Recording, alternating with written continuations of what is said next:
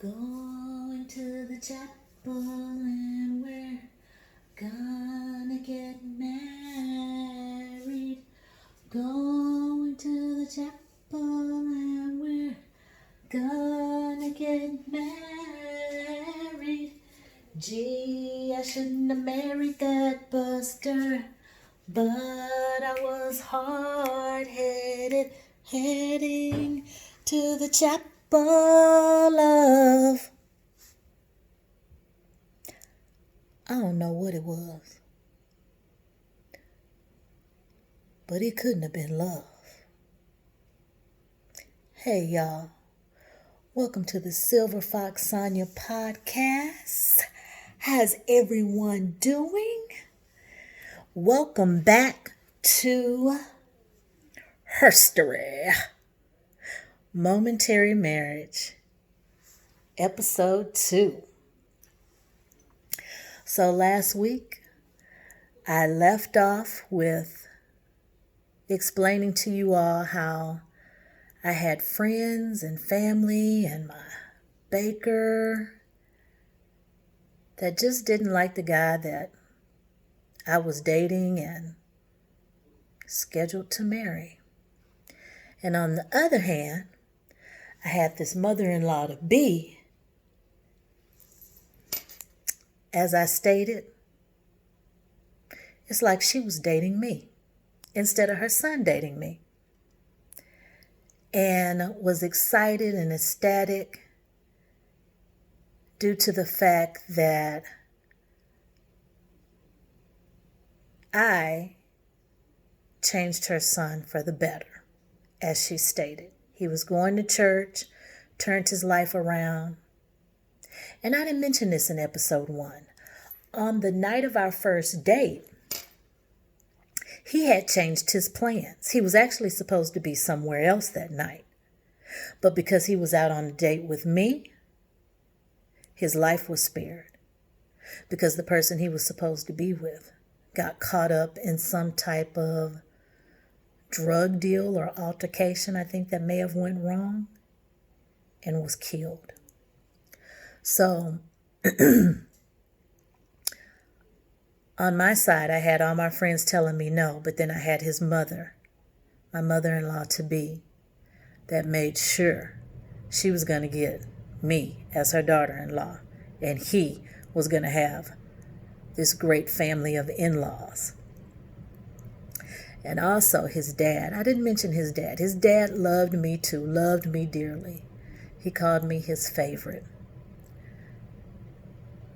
However, he was a man of peace. He did not like a lot of confusion and fussing. Mama was the fusser. He called her Mama. And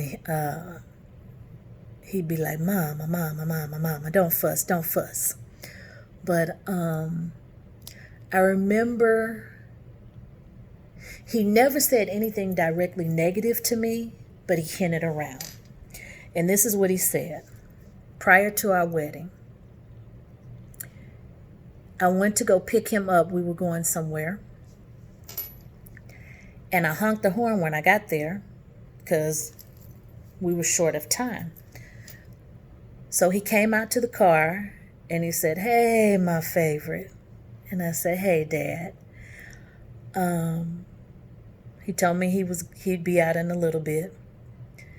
And I was like, "Everything okay?" Because I could tell he was frustrated. He said, "Girl, you got the patience of Job." And I was like, "Huh?" He said, "You got the patience of Job." And I said, "What you mean, Dad?" He said, "'Cause he can be something else." I said, "Well, that means you got the patience of Job too." And y'all, he looked at me and he said, "But you don't have to." That was the one time he said anything, because he sure didn't want Ma to hear that he told me something like that. So I guess that's why he came outside to tell me. But on to the wedding day of what's to be continued from last week. So I told y'all last week, August 1st, 1992. It was a beautiful, sunny, hot day here in Texas. We were to have all the bridesmaids to come to the church 2 to 3 hours prior to the wedding.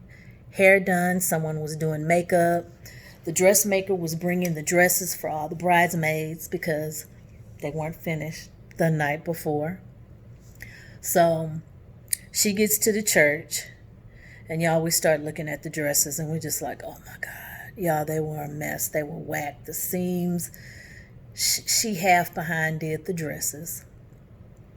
And then 2 of my attendants that were bridesmaids, they were actually at Howard at the time, so they weren't here for their measurements. So my cousin puts on her dress. We zip it up, and literally, y'all, her dress, she's popping out of it. She's screaming, talking about her mom is going to have a fit if she walks down the aisle like this with her breasts hanging all out in church. So my mother-in-law-to-be had a lap throw.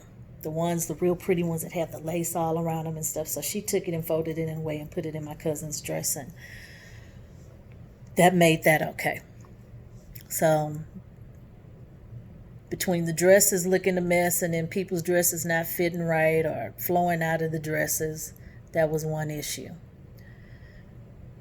The other issues actually happened when we got to the ceremony. So as I told y'all, it was a beautiful day. It's almost time for the wedding to start. Someone comes from across the street and says, hey, it's getting dark outside. And y'all, this is the day wedding. The weather had changed quickly. So they stated that we may need to get across the street real quick because it's about to rain. So all the girls that were ready hurried up, got their shoes on, went across the street. My mom, my mother-in-law to be, my nephew, they left shortly after that. So me and my sister left across the street to wait until they tell us we can come across. So my sister looks at me and she goes, Sonya, she could tell I was kind of nervous or just not there, not in a space. I think she told me I had asked her, do you think I should do this? And she said, Sonya, you don't have to do this. So we're having a conversation. I said, but Mom and Dad spent so much money, and his parents spent so much money.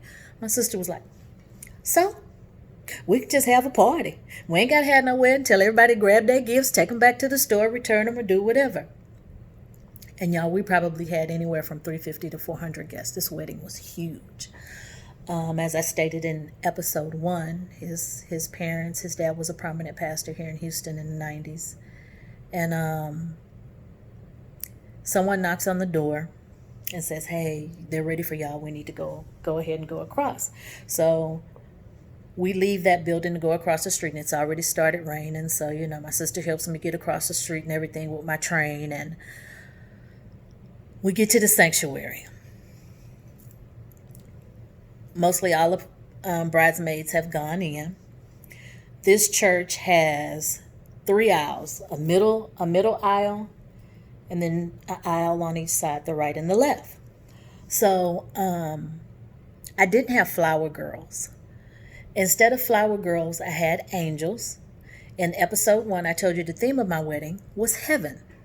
So the angels served as my flower girls. They were to go down the aisle, one on the right, one on the left, and come up the center and light candles from the front center aisle all the way to the back door. My dad is standing on the inside of the doors, and the doors are closed because he's waiting for me to come out. So my soloist starts to sing When You've Been Blessed Feels Like Heaven by Patti LaBelle. The angels proceed to go in with their things to light the candles when they get ready to come down the center aisle. And as they go in, shortly after that, I hear the right side door of that aisle fly open. And I'm standing in the middle of the door, the center aisle. The smoke machine, dry ice machine has already started blowing smoke. And it's my cousin coming up the right side aisle. And he comes out. He's saying, "Don't do it. Don't do it. Don't do it. Please don't do it." And at that time, my wedding coordinator is watching and he comes out. He's like, "Okay, it's time to go." And I'm just like stuck, like, what do? I just proceed to walk. So the doors open up on the middle aisle. You hear everybody on the inside of the sanctuary just like, ah, ooh, ah, ooh. Because the dry ice machine has filled up the lobby so much that when we open the doors, all you see is smoke. You don't even see me yet. Or my dad. My dad is just like in a cloud. So it's like I'm coming off a cloud. I walk in, I grab my dad. My dad walks me down the aisle. I start to come out of the dry ice like I'm coming out of heaven. So we get down to the end of the aisle. The song has stopped. My father-in-law is officiating and my pastor are both officiating the ceremony. My father-in-law asks, "Who gives this woman away?" My mom stands up. And my dad is there and they both say, "We do." Now, as I told you, I've checked out, y'all. It's like I'm not even there. My mom has checked out too. So when you go back and look at the video, you see my mom, it just looks like, her spirit is so vexed. She's disturbed. She's not happy. She wants to cry. She just looks like she's just like, oh, Lord, like she giving me over, I don't know, giving me over to somebody just to chop my head off. So as we go on through the ceremony, y'all, we get started with the ceremony. We get started with the vows.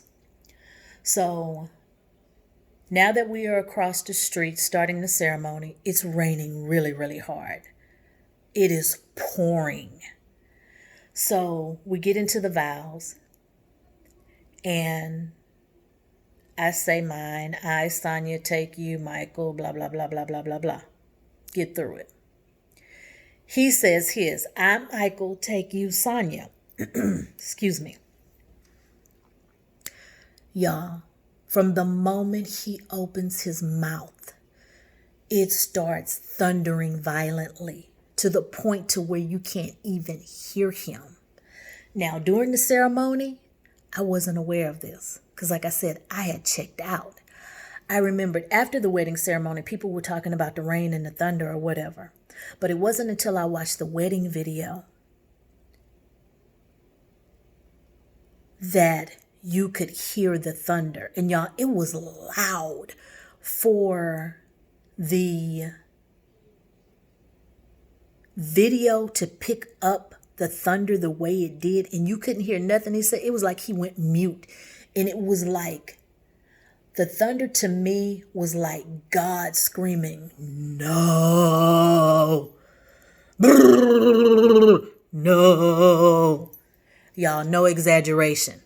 If anybody that was in my wedding chimes in on the comments, put your comments about what you remember from this day. So we get through the wedding. The wedding's over. We do pictures. Everybody goes on to the hotel to the reception. We get to the hotel. We do our line. We greet our guests. Thank everybody for coming. And this took a long time, y'all, because it was so many people. We cut the cake. We do the toast. We're still mingling with people, having fun. Y'all, we hadn't even danced all night. We didn't even realize we hadn't danced. We didn't do a father dance, a daughter-father, a mother-son. None of that happened. The DJ says, "Hey, the bride and groom has not danced all night long." So we get ready to head to the dance floor. And as we're heading to the dance floor, I run into one of my best friend's parents. My best friend was killed in high school, but I was still, even after she passed, her parents treated me like I was their child.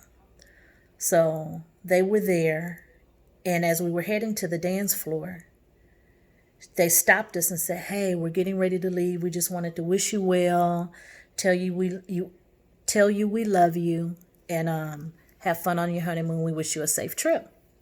So when she came up to me, Mrs. Richardson came up to me, she gave me a hug and she kissed me. And she kissed me right on the lips like nothing, like a mom would kiss their child. And he was like, y'all, he did this out loud and said it. "What? This white woman didn't kiss you on your lips?" And we both look at him like, "Dummy." And she says to him, "Look, this is my girl. If you mess with her, I will whoop your ass." And he laughs. And y'all, Miss Richardson is probably like, what, 4'11", 4'10", little Cajun woman from Louisiana. And she said it again, y'all, because she's like, "Look, I'm not playing with you. If you mess with my girl, I'm going to whoop your ass." And he just laughs. She give me another hug. He gives me a hug, and they leave. So we head to the dance floor. My cousin sitting over here at the table by herself, eating her some hors d'oeuvres or whatever she was eating. She's sitting there eating. We start to dance, not paying any attention to the song. We're just dancing. And she eating her food. "Oh, I don't think y'all should be dancing to this song." And so I started listening to the song and I was like, oh my God. So y'all, our first dance was Boys to Men. Although we've come to the end of the road, still I can't let go. Yeah, we dancing to the end of the road, first dance of our wedding. So we immediately stop dancing when we realize what we're dancing to. Continue to go mingle with our guests. Wedding's over. We go up to our room. We go to sleep. The next day, we didn't do a rehearsal dinner. So the next day, we did a dinner at my parents' house with all the wedding party, his family, my family, open gifts. And the day after that, we were going on our honeymoon. So we went to Cancun for our honeymoon. We go on our honeymoon. We get to Cancun. Our room isn't ready yet, so we have to wait in the restaurant area. So I'm sitting down reading a magazine. He's up at the bar, and I can see him, and it's like, y'all, he's drinking one drink after another drink. One drink after another drink. Now, in the 2 years we've been together, I'd known him to drink a beer or two. But he was taking shots back like left and right, left and right, left and right. So I'm mad. I go up to him and ask him, I'm like, "What are you doing?" Before I can talk and get anything out, he stops me and says, "Don't go there with that God shit." I'm sorry. And he repeats it again. "Don't go there with that God I'm going to say crap, but he said the SHI word. Y'all, I was furious. Because he had totally flipped. Really, he didn't flip, but he's allowing me now to see who he really is. So I went and sat down because I didn't want to make a scene in the lobby. I said, I'll just wait to finish this conversation. when we get in a private area. So I did. Our room is ready. We go to the room and we're having a discussion about his drinking, and it gets heated. And I just remember taking my bags or putting something on the bed, and he had walked towards me. My back is to him, but I'm fussing at him about the drinking. And I turn around and he's right in my face. So we're having a heated discussion going back and forth, and all of a sudden, his fist raises to me and he swings. I fall back onto the bed, and immediately I said, "I hate you." He's like, "No, you don't. You love me." I said, "I hate you." And y'all, I know you're not supposed to hate, but at that moment, that's how I felt. So eventually, I guess we got over it. I don't recall. But this honeymoon had no honey in it. It was straight up sour. The only thing I remember is the horrible food and the snorkeling. That was about it. And me getting caught up in coral and getting cut. So I was so ready to come home. So when we did get back home, I did not tell my parents what happened. I did call that one girlfriend and tell her that, okay, you were right. He nice and he cool, but I don't think he gonna treat you right. It's not good. She asked me what happened. I told her what happened. She said, I knew it. I knew it. So, we just live life. He go to work. I go to work. As I stated, he was a barber. He rented a booth from this lady in 3rd Ward, and they close like at 5:30 or 6 every day. So some of his clients weren't always able to make it to him. So sometimes after we get home, he would go cut someone's hair and come back home. So this went on a couple of months here and there. And it was October. I was keeping my nephew. Because my sister had went to the hospital. She was in labor. They thought she was going to have her baby. So I was keeping my nephew because my brother-in-law would be at the hospital with her, and my parents, would be there as well. So this one particular night, we get home from work, picking up my nephew, come home, I'm cooking. And then all of a sudden, out of nowhere, he says he has to go cut somebody's hair. I'm like, what? When did this come up? Well, they just called me or whatever. I'm just like, So I'm just like, but why you got to go tonight? Why couldn't they make an appointment ahead of time? So I'm in the kitchen cooking, and my nephew can tell the conversation, I guess, is getting heated. And he just literally goes off on me. So my nephew, who's sitting on the floor playing, gets up and stands in front of me and says, "Don't you mess with my Aunt Sonya. Leave her alone." So I immediately grabbed my 3-year-old nephew and pulled him behind me because I didn't want him to take anything out on him. So I went into that mama protect mode. So he grabs the keys, he leaves. I call my mom and I tell my mom what had happened and how he was acting. And my mom is like, "Sonya, you just need to pray." I said, mama, time out for praying. If I would have had a gun, he would have got a cap in his butt tonight. That's what I told my mama because I didn't want to cuss in front of my mama or cuss while my mom was on the phone. But I said, Mom, he would have got a cap in his butt.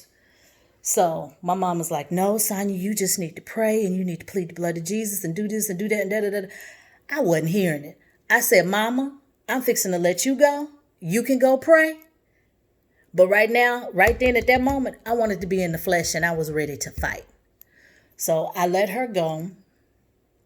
And I think I talked to my mom one more time that night. And he hadn't made it home. So I put my nephew down. We both went to sleep or whatever. I said, well, he'll be here shortly or whatever. So the phone rings. It's about close to midnight. The phone rings. And I get a call from the hospital. He was in a car accident. The nurse let me know, hey, but he's okay. Don't panic. Don't panic. He's okay. He's not dead. In my mind, y'all, at that time, I was probably like, dang, he ain't dead. But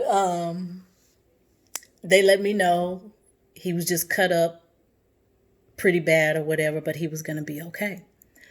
So I get off the phone. They told me the hospital and everything he was at. I get off the phone and I call his parents. His parents didn't answer because, of course, they got the phone call before I did, and they were already on their way to the hospital. So I think he called me later on that night, maybe 1:30, 2 o'clock. They were heading home. He was going to go home with his parents because his parents were really tired. So I didn't have a car because the car he had sold and hadn't gotten one yet, and he had totaled mine out. That's this particular night. And y'all, I had just paid my car off. So I didn't know if it was going to be a total loss or if it was going to be able to be salvaged. I didn't know at that moment. So the next day, his parents come and get me. I pack up some clothes, and me and my nephew go to his parents' house. And we stay there a couple of days until my sister had her babies. So once my sister had her babies, my mom was coming to get me to go visit my sister and see the twins. My mom picks me up, and when she comes to the door, she noticed that all my bags were lined up at the door. My mom said at that moment, she said, my baby has had enough. She knew at that moment, like, she done with this. So we load up the car. His parents were gone. It was just him there. He and I. We load up the car. We go to the hospital. I see my sister and my two beautiful chocolate drop nephews. They were so cute. And after we left the hospital, we went home. So we get home, and I tell my parents, I can't do this anymore. I'm sorry. I think I was saying I'm sorry. I was crying. I should have listened. I was hard-headed. And they were just like, they were disgusted. They were upset, you know. And I had to tell them what happened on the honeymoon. So my dad was furious. And he was like, at this time, my mom had already gone back to a different room in the house. And he was like, if he gonna put his hands on you, you can bring yourself on home. And I hear my mom in the background say, all that money we spent. What? We spent too much money for her to be coming back home. My daddy was like, I don't give a how much money we spent. I don't put my hands on her, and he ain't gonna do it either. And my mom is just fussing, going on, well, she shouldn't have did it. She shouldn't have did it. She shouldn't have did it. So y'all, that's episode 2 of Momentary Marriage. Catch me next week for episode 3, the final episode of Momentary Marriage. You all have a blessed one, and I hope you enjoy. Smooches.